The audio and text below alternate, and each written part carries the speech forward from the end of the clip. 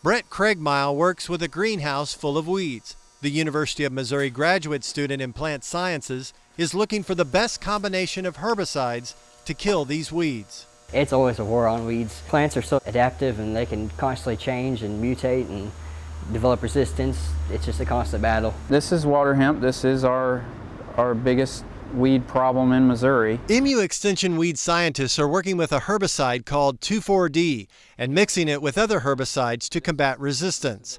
2,4-D is commonly used on dandelions and in corn and soybean fields. But farmers can't use the herbicide once their crops start growing. That's why MU researchers are working with Dow AgroSciences to engineer corn and soybean plants that can tolerate 2,4-D. Researchers identified enzymes that are resistant to the herbicide. Once the enzymes are placed in corn or soybean plants, the 2,4-D attacks the weed, not the farmer's crop.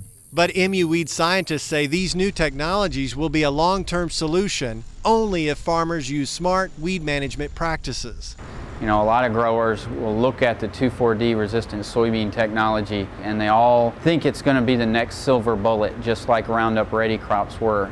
If we have that mindset, we're gonna lose those technologies too. Bradley says the number one thing is to apply herbicide mixtures with different modes of action, meaning different herbicides that attack weeds in different ways. As we've got to move away from spraying just one herbicide over and over, get another mode of action out there that will control that resistant weed species.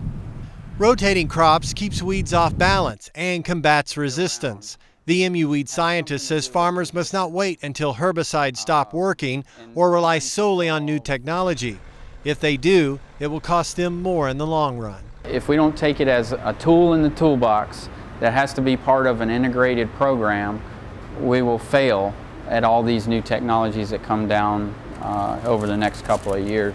From the University of Missouri, I'm Faddis reporting.